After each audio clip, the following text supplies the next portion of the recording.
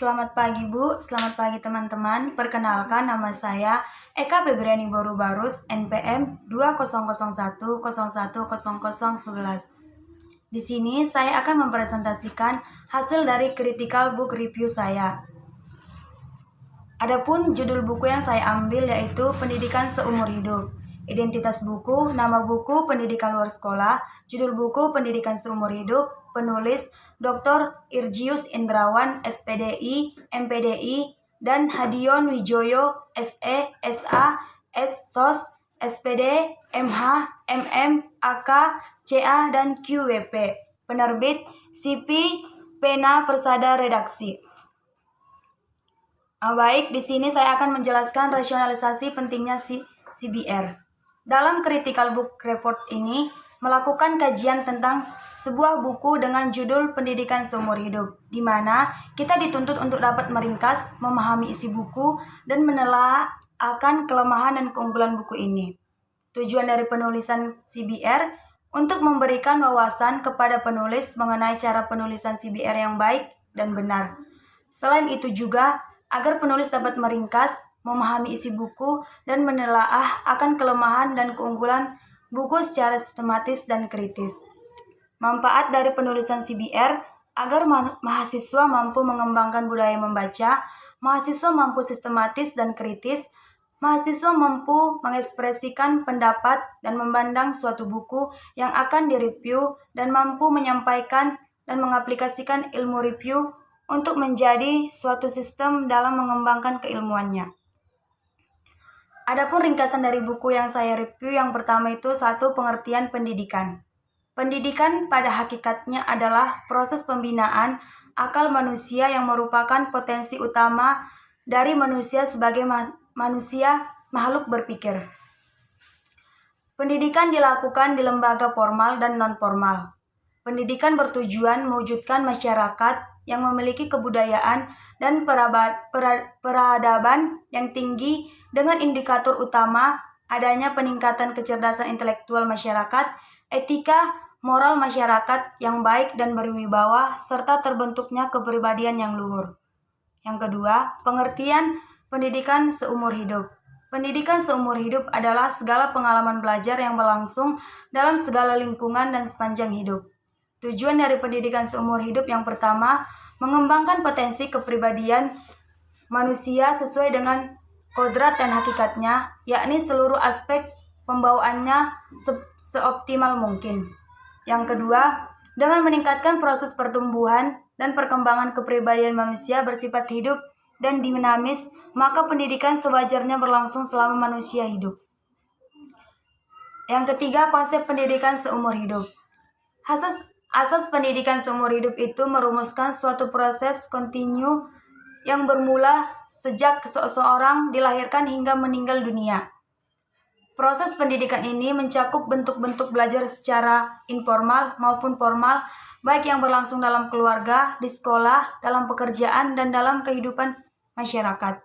Yang keempat, urgensi pendidikan seumur hidup. Fuad Ihsan dalam tahun 1906 halaman 4-45 dalam buku Dasar-Dasar Pendidikan menulis beberapa dasar pemikiran ditinjau dari beberapa aspek tentang urgensi pendidikan seumur hidup. Yang pertama, aspek ideologis, aspek ekonomis, aspek sosiologis, aspek teknologis.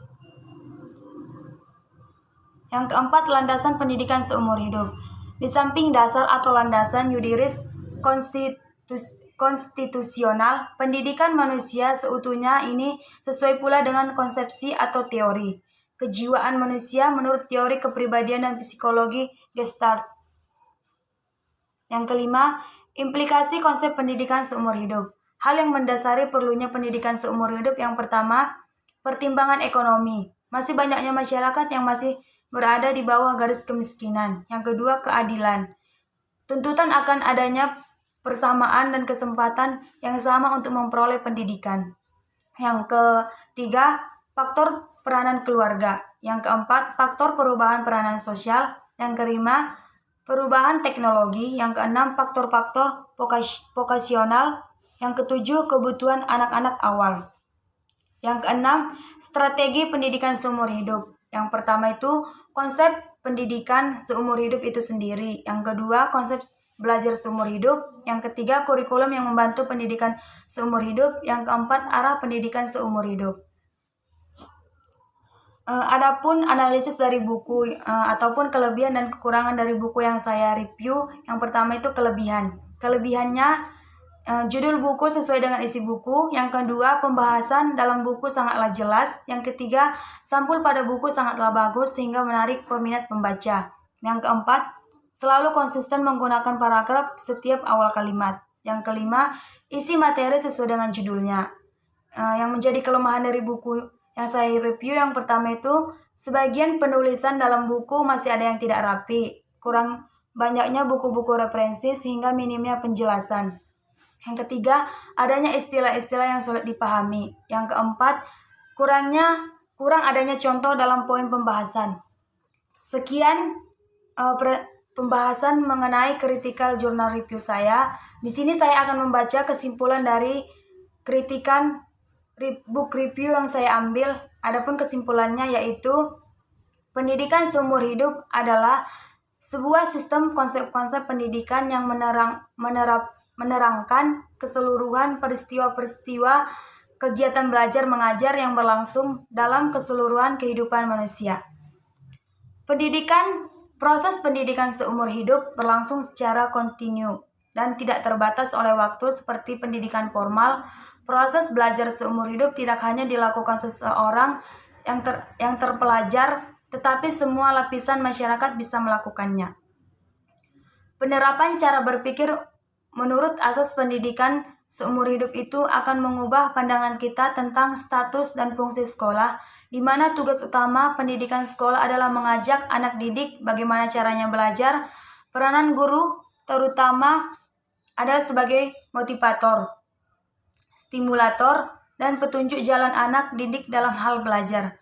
Sekolah adalah pusat kegiatan belajar masyarakat sekitar, sehingga dalam rangka pandangan mengenai pendidikan seumur hidup, maka semua orang secara potensial merupakan anak didik. Baik, sekian penjelasan mengenai critical book review saya. Jika ada kata-kata yang salah, saya mohon maaf. Terima kasih, selamat pagi Bu.